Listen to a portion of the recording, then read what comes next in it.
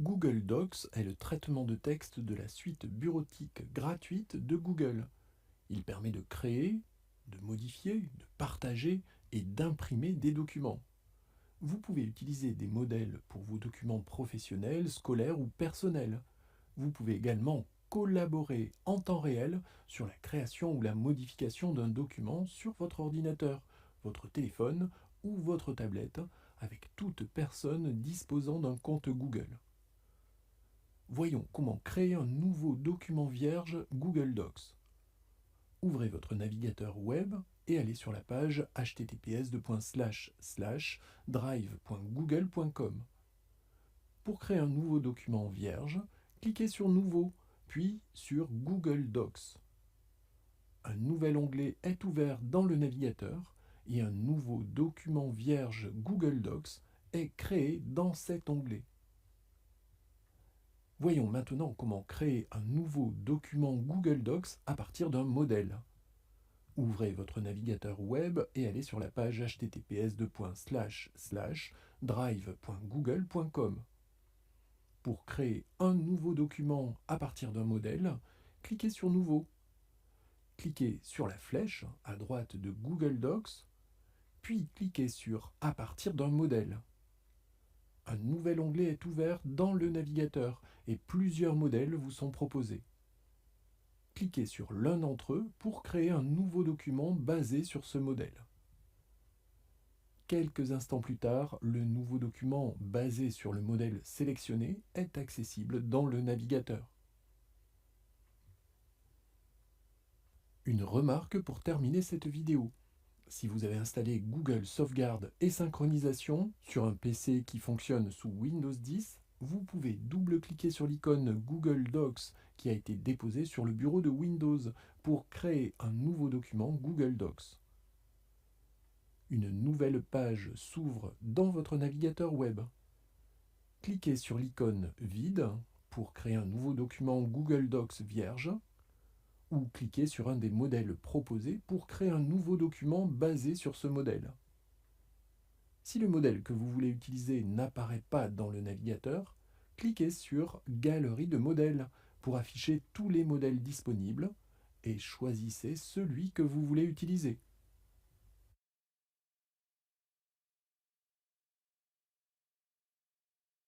Une barre verticale clignotante représente le point d'insertion. Si vous tapez du texte au clavier, il sera inséré à cet endroit. Pour sélectionner un mot, double-cliquez dessus. Pour sélectionner un paragraphe, triple-cliquez sur un des mots qui le composent. Le texte sélectionné est surligné en bleu clair. Si vous tapez quelque chose au clavier alors qu'un bloc de texte est sélectionné, votre frappe remplace la sélection.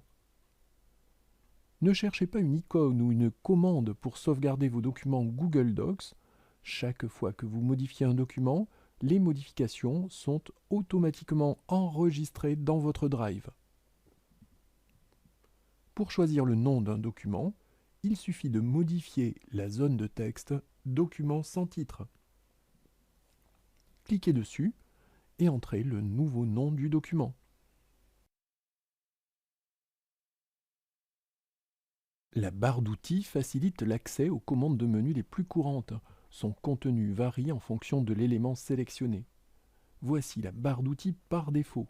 Ici, vous pouvez annuler la dernière action, rétablir la dernière action, imprimer le document courant, vérifier l'orthographe et la grammaire du document, reproduire la mise en forme, effectuer un zoom, modifier le style, modifier la police, la taille des caractères, accéder aux attributs gras, italiques et soulignés, modifier la couleur du texte et la couleur de surlignage, insérer un lien, ajouter un commentaire, insérer une image, choisir un alignement pour le texte, choisir l'interlignage de la sélection, définir une liste numérotée ou une liste à puces, choisir le retrait à droite, ou encore supprimer la mise en forme.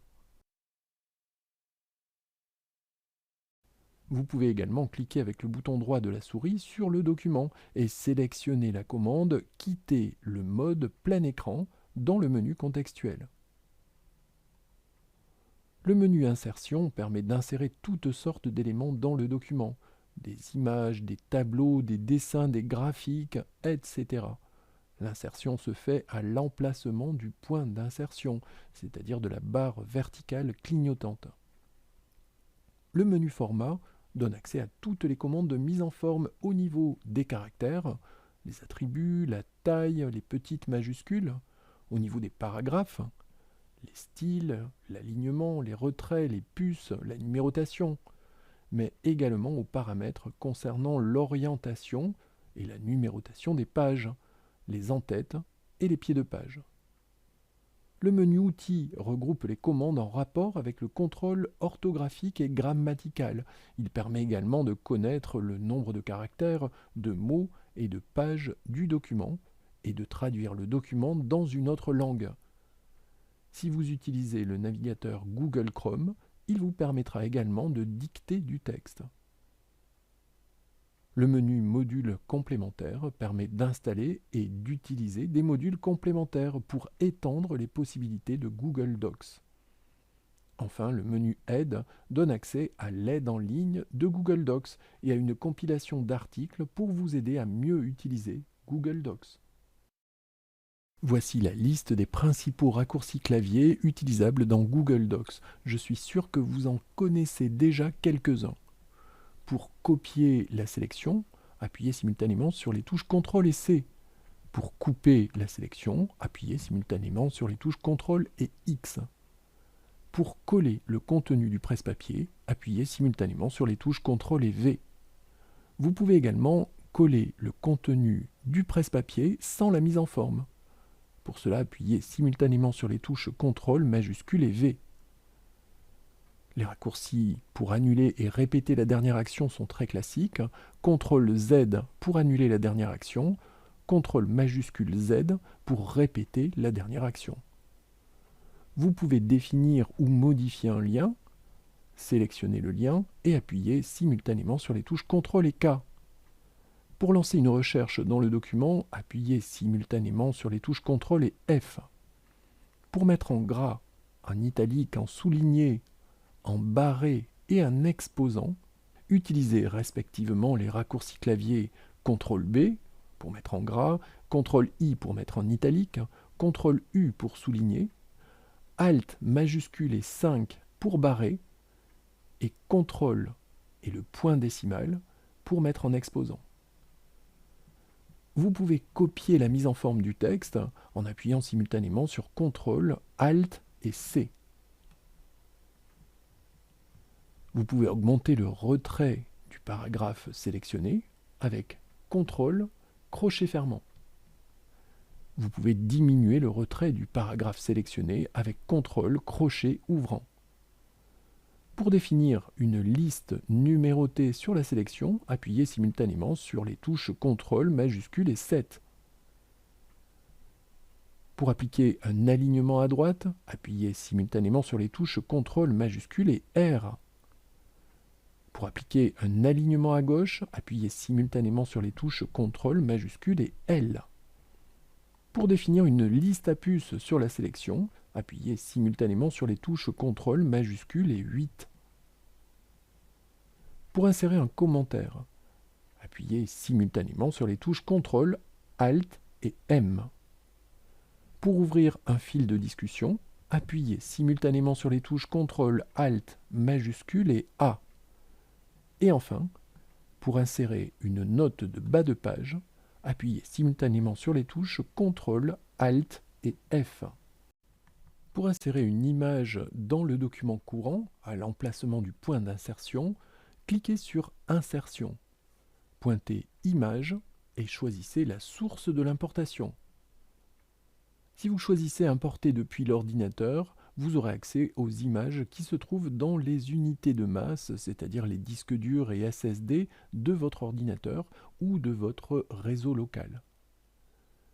Si vous cliquez sur Rechercher sur le web, vous pourrez utiliser Google Images pour rechercher et insérer des images dans vos documents. Attention au copyright. Indiquez ce que vous recherchez dans le volet droit et cliquez sur une des miniatures pour insérer l'image correspondante dans le document.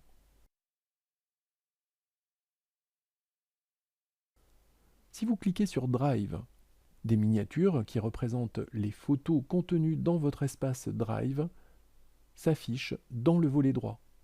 Cliquez sur l'une d'entre elles pour insérer la photo correspondante dans le document.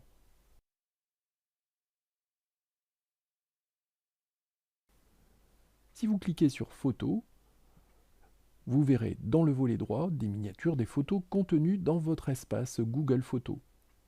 Cliquez sur l'une d'entre elles pour insérer la photo correspondante dans le document. Si vous cliquez sur « À partir d'une URL », vous pourrez insérer une image à partir de son adresse URL. Lancez la commande « Image à partir d'une URL » dans le menu Insertion, entrez l'adresse URL de l'image et cliquez sur la vignette qui s'affiche pour l'insérer dans le document.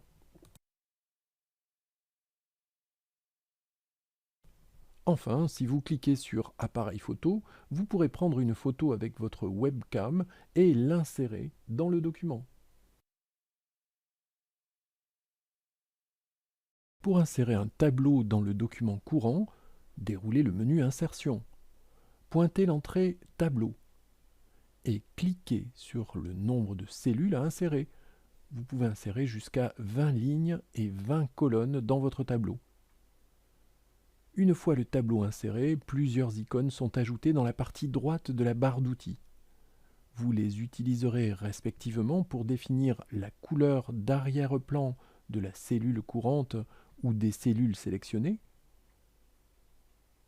pour définir la couleur, l'épaisseur et le style de la bordure de la cellule courante ou des cellules sélectionnées.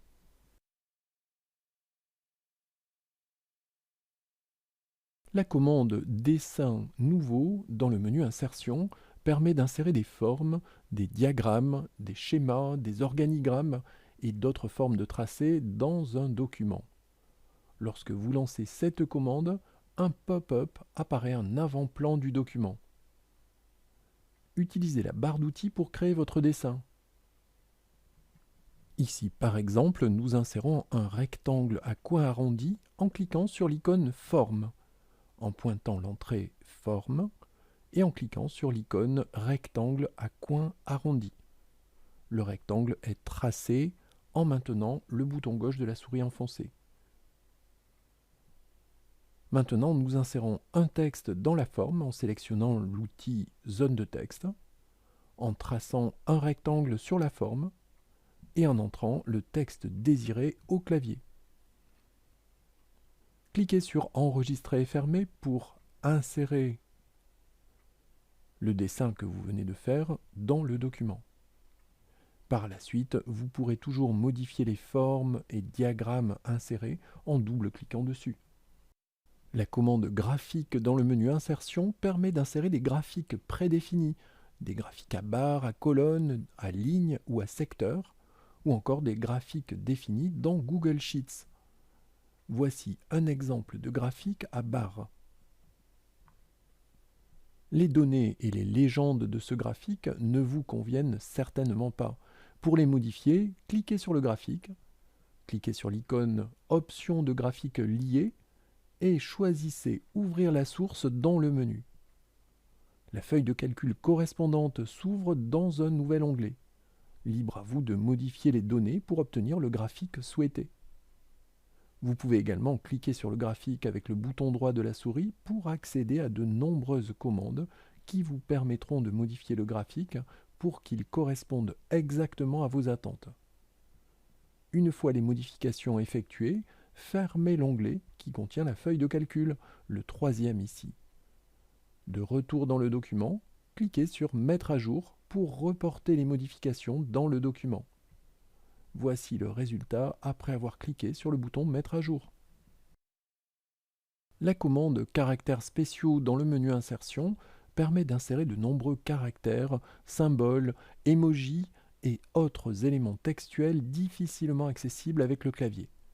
Cette commande affiche la boîte de dialogue Insérer des caractères spéciaux. Choisissez un jeu de caractères dans les listes déroulantes et cliquez sur les caractères à insérer. Bien entendu, vous pouvez modifier la taille des caractères insérés avec la barre d'outils. ou encore avec le menu Format, et pourquoi pas avec les raccourcis clavier associés. Une fois les caractères spéciaux insérés, fermez simplement la boîte de dialogue en cliquant sur sa case de fermeture. L'outil de correction automatique permet de corriger les erreurs de saisie ou d'orthographe pendant la frappe. Pour accéder à cet outil, lancez la commande Préférences dans le menu Outils. La boîte de dialogue Préférences s'affiche. Basculez sur l'onglet Substitution. Plusieurs remplacements automatiques sont proposés. Par exemple, lorsque vous tapez parenthèse ouvrante C parenthèse fermante, la frappe est remplacée par un signe de copyright. Pour désactiver un remplacement automatique, décochez la case qui le précède. Pour le supprimer, cliquez sur la case de suppression qui le suit. Pour créer un nouveau remplacement automatique, il suffit de remplir les cases remplacer et par. Supposons par exemple que vous tapiez fréquemment les caractères DNAS à la place du mot dans, DANS. Définissez une correction automatique pour corriger votre frappe. Validez en cliquant sur OK. Lorsque ce mot mal orthographié sera tapé dans un document, il sera corrigé par l'outil de correction automatique.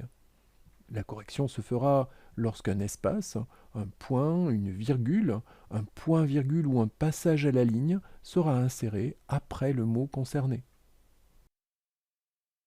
La commande en-tête et pied de page dans le menu Insertion permet de définir l'en-tête et le pied de page des pages du document courant. Supposons que vous vouliez définir l'en-tête, déroulez le menu Insertion, pointez l'entrée en-tête et pied de page et cliquez sur En-tête. Une zone correspondant à l'en-tête s'affiche dans la partie supérieure de la page courante. Utilisez-la pour définir les éléments, les textes, les images, les graphiques, etc. qui doivent apparaître dans l'en-tête. Si nécessaire, cochez la case « Première page différente » pour différencier l'en-tête de la première page de l'en-tête des pages suivantes. Dans ce cas, vous devrez définir l'en-tête de la première page et l'en-tête des pages suivantes.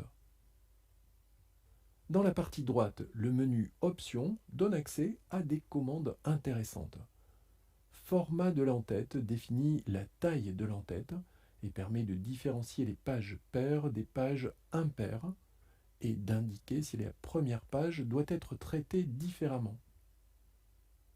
La commande numéro de page permet de numéroter les pages du document. La commande supprimer l'en-tête supprime l'en-tête qui a été définie. Toujours dans le menu Insertion, la commande numéro de page permet également d'insérer le numéro des pages dans l'en-tête ou le pied de page. Si les numéros de page par défaut ne vous conviennent pas, sélectionnez Autres options pour accéder à des paramètres complémentaires. Notez également la commande Nombre de pages qui permet d'afficher le nombre de pages totales dans l'en-tête ou le pied de page. Ici, par exemple, dans le pied de page.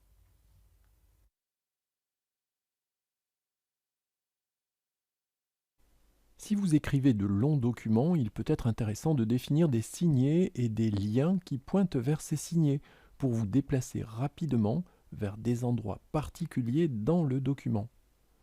Pour définir un signet, sélectionnez un mot ou un groupe de mots, puis lancez la commande Signer dans le menu Insertion. Un signet s'affiche dans la marge, à gauche de la sélection, et un pop-up s'affiche sous la sélection. Cliquez en dehors du pop-up. Pour définir un lien qui pointe vers ce signet, sélectionnez un mot ou un bloc de texte et lancez la commande Lien dans le menu Insertion. Vous pouvez également appuyer simultanément sur les touches CTRL et K pour parvenir au même résultat. Un pop-up s'affiche.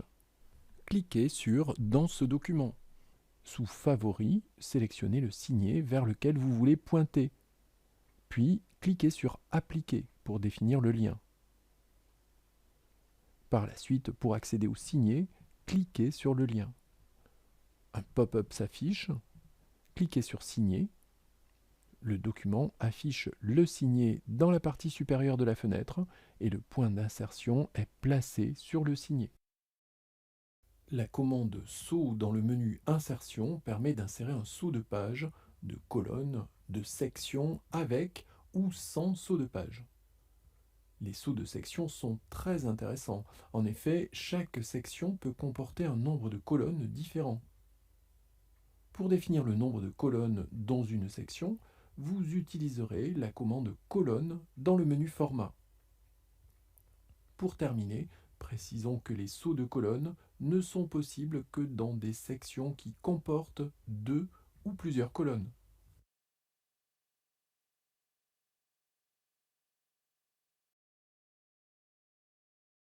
Le menu Format contient de nombreuses commandes de mise en forme et de mise en page. Il complète les icônes de mise en forme de la barre d'outils. Voyons comment effectuer une mise en forme au niveau des caractères. La commande texte dans le menu Format donne accès à plusieurs attributs de mise en forme. Ces attributs sont appliqués au texte sélectionné. En pointant l'entrée taille, vous pouvez augmenter ou diminuer la taille du texte sélectionné. Enfin, en pointant l'entrée texte en minuscule ou en majuscule, vous pouvez transformer la sélection en caractère minuscule, majuscule, ou appliquer une majuscule sur chaque premier caractère des mots sélectionnés. Voyons comment effectuer une mise en forme au niveau des paragraphes. La commande Style de paragraphe dans le menu Format permet d'appliquer un style à la sélection ou au paragraphe dans lequel se trouve le point d'insertion. La commande Aligner et mettre en retrait dans le menu Format permet de définir l'alignement à gauche, centré, à droite ou justifié, et le retrait à gauche de la sélection ou du paragraphe dans lequel se trouve le point d'insertion. La commande Interligne dans le menu Format définit l'espacement entre les lignes du paragraphe dans lequel se trouve le point d'insertion ou des paragraphes sélectionnés. Elle permet également de définir l'espace vertical avant et ou après le paragraphe dans lequel se trouve le point d'insertion ou les paragraphes sélectionnés. La commande En-tête et pied de page permet de définir les marges dédiées aux en-têtes et aux pieds de page, d'indiquer si la première page ou si les pages paires et impaires doivent avoir des en-têtes et des pieds de page différents. La commande Numéro de page permet de définir les paramètres relatifs à la numérotation des pages, section concernée ou tout le document, position dans le document et début de numérotation. La commande Orientation de la page indique l'orientation portrait ou paysage des sections ou de la totalité du document. La commande Supprimer la mise en forme supprime tous les attributs de mise en forme sur le bloc de texte sélectionné. Lorsqu'une image est sélectionnée, vous pouvez utiliser la commande Image pour recadrer l'image, pour la remplacer ou pour accéder à des réglages complémentaires dans le volet Options de l'image. Ce volet peut également être affiché en cliquant sur l'icône qui représente des points de suspension verticaux sous l'image et en sélectionnant toutes les options de l'image dans le menu. Enfin, lorsque le point d'insertion se trouve dans un tableau, vous pouvez utiliser la commande Tableau pour insérer et supprimer des lignes et des colonnes, pour fusionner des cellules, etc., etc. Une ou plusieurs suggestions sont proposées. Cliquez sur l'une d'entre elles pour appliquer la correction. Vous pouvez également cliquer sur l'icône qui représente une croix pour ignorer la suggestion ou sur les points de suspension verticaux pour lancer l'outil de vérification orthographique et grammaticale. Cet outil peut également être lancé en déroulant le menu Outils, en pointant l'entrée Grammaire et orthographe et en cliquant sur Vérification de l'orthographe et de la grammaire. Une remarque pour terminer, si les erreurs orthographiques ou grammaticales ne sont pas soulignées dans vos documents, déroulez le menu Outils, pointez l'entrée Grammaire et orthographe et cliquez sur Afficher les suggestions orthographiques ou sur Afficher les suggestions grammaticales. Vous voulez traduire un document? Rien de plus simple. Lancez la commande Traduire le document dans le menu Outils. Une boîte de dialogue s'affiche. Choisissez la langue cible et cliquez sur Traduire. Un nouvel onglet est ajouté au navigateur. Il contient la version traduite du document courant, ouverte dans un document Google Docs. Pour supprimer un document, allez sur la page https://docs.google.com. Repérez le document à supprimer. Cliquez sur l'icône qui représente des points de suspension verticaux et cliquez sur Supprimer dans le menu. Une boîte de dialogue s'affiche. Confirmez la suppression du document en cliquant sur Placer dans la corbeille. Si vous avez supprimé un fichier par erreur, vous pouvez toujours appuyer simultanément sur les touches CTRL et Z pour le restaurer. Pour restaurer ou supprimer un élément qui se trouve dans la corbeille, allez sur la page https://drive.google.com. Cliquez du bouton droit sur l'élément à restaurer ou à supprimer et faites votre choix dans le menu contextuel. Pour supprimer le contenu de la corbeille, allez sur la page https://drive.google.com, cliquez sur Corbeille, puis sur Vider la corbeille.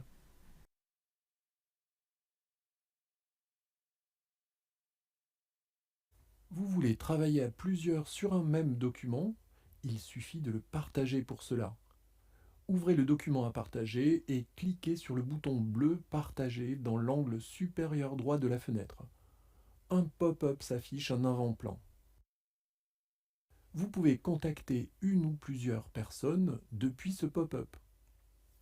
Indiquez leurs adresses mail, indiquez leur rôle, lecteur, commentateur ou éditeur.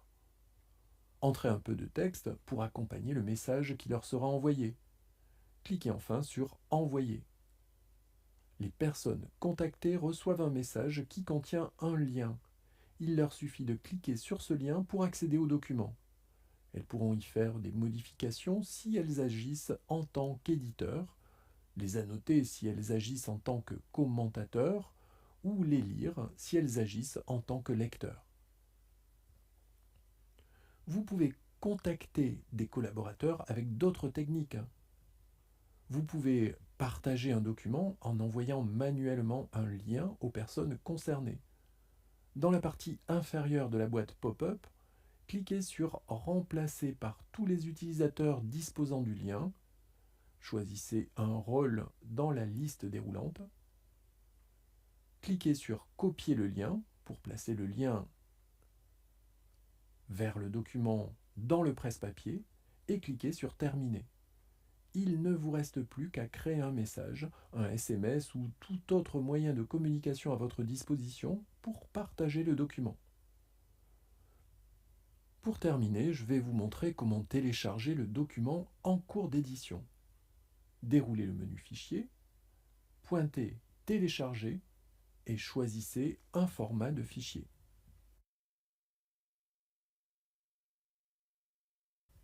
Vous pouvez utiliser Google Docs pour éditer vos fichiers PDF.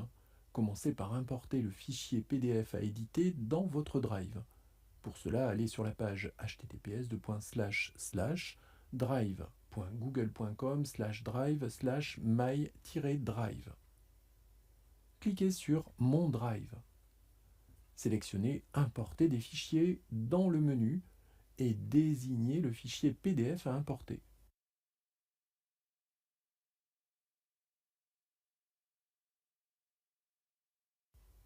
Une fois le fichier importé, cliquez sur sa vignette avec le bouton droit de la souris. Pointez Ouvrir avec dans le menu contextuel et cliquez sur Google Docs. Le document est ouvert dans Google Docs et vous pouvez modifier son contenu. Notre tour d'horizon de Google Docs est terminé. Nous allons maintenant nous intéresser à Google Sheets, le tableur de la suite Google.